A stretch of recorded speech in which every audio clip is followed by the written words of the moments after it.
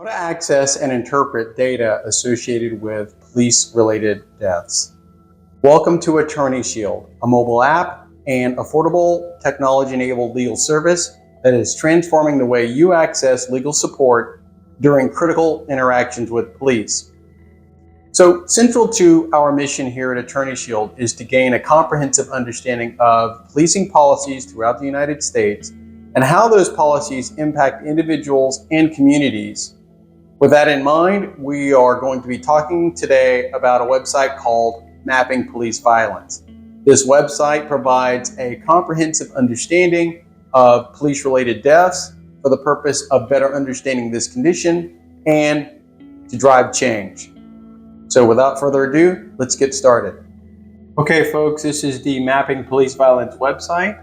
As you notice, there are some pictures in the background. I think the designers wanted to humanize the numbers that we're about to go through.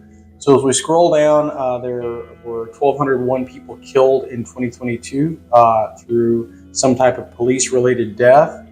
As we scroll to the next chart, you'll see that there's actually a trend. So 1,201 this year, back in 2013, only 1,085, and that number seems to creep up. What you'll see later on is in this video is that about 725 people have been killed so far in 2023. That already outpaces 2022 if you look at it month over month. And most people were killed by police service revolvers or some type of firearm. There are taser deaths and physical force deaths like Tyree Nichols. He was essentially bludgeoned to death. Most people are killed by the weapon. And then, of course, there's only about 10% or 1% rather, of the officers who are involved in these shootings who are actually charged with a crime.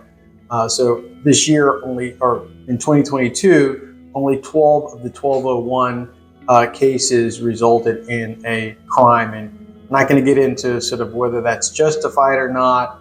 It's just part of the data. This number could change because indictments sort of roll slow through the courts, but this is the number as of today.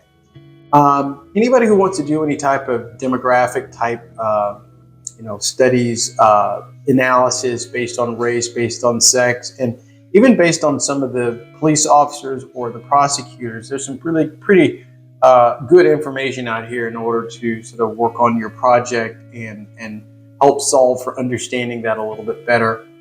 We're going to run through some of these real quick, but I wanted to just sort of speak to this one in that this is a chart that basically shows, the officers who were involved in the killing, were they involved in any killings or shootings prior to? And this is not a large number, but it still begs a question if you have a police officer who's, been, multiple shootings and should there be some type of an investigation into that? And then this basically says, and this concerns us the most, is that over half of the people killed were related to nonviolent offenses or traffic stops or no crime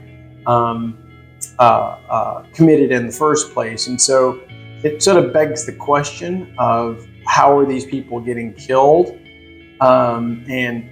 Is there really sort of an opportunity to sort of de-escalate some of these situations that do escalate? Again, 109 people just behaving erratically. A lot of this is related to mental health. And we're going to just continue to roll through some of these. 103 people killed by police who were unarmed. And then, what we know is most of those unarmed people are people of color. We can get into that analysis later on in a different video. And we're just going to scroll through some of these and, get to the end. There's one thing that I think is interesting is that 204 people were killed by allegedly being armed with a knife. What's interesting is that the UK deals with knives more than we do because they don't have guns over there. But they only fatally shot 3 people, and the UK is 67 million people. Just in Los Angeles County alone, it's 10 million people, and they shot and killed 12 people. So again, are there other ways that are less lethal that you can solve for in terms of dealing with knives. Okay, as we continue forward, half of those killed by police were reportedly armed with a gun. We do read certain situations where a person may have been reported as having a gun, but that gun was never engaged or even never pointed at officers. I think this slide speaks to that. 1 in 5 people with a gun were not threatening anyone when they were killed. I don't know how that looks or what that looks like from an officer's perspective. And so, I think we have to reserve judgment and maybe do a better job of understanding those cases at an individual level. All right, anyway, so we're at the end of the website. I think that was a pretty extensive website. What's great about this is that if you have your own project, they give you the ability to download all of the data that's related to this. And we've done that. It's actually pretty extensive, and we've been able to put together some pretty good reports on that. There's a scorecard that they provide that sort of will open up a different website, but this scorecard gives you sort of a ranking of the police departments based on where the killings are occurring. And so, again, some really nice graphs here that you can roll through, but this is the scorecard itself. And what we see is that Chicago represents sort of the worst based on police killings. And you just click on that show more button, and we never get a perfect score, obviously, but what's interesting is that Rochester, Minnesota ends up being sort of the city that has the least police shootings. I've actually been to both cities, and I head nod to Rochester being the least and Chicago being one of the worst. As we go back to the Mapping Police Violence website, there's another area of mapping police violence that gives you the updates as of 2023. And so as we click on that one, basically gives us a website that basically provides a mapping. This mapping is running through time, and so where you see those cities flashing on the pins, that's the people being killed by police throughout the year all the way up until August 15th.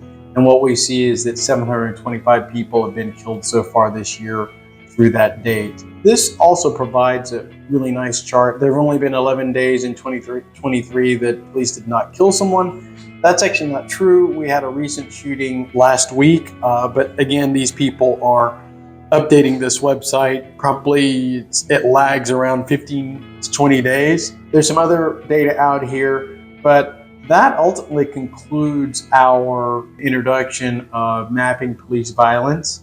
One of our key objectives here at Attorney Shield is to basically empower understanding. We believe that that type of knowledge is always the key driver of change. And so if you enjoyed this video, if you learned something, be sure to like it and also subscribe to our channel for more enlightening content.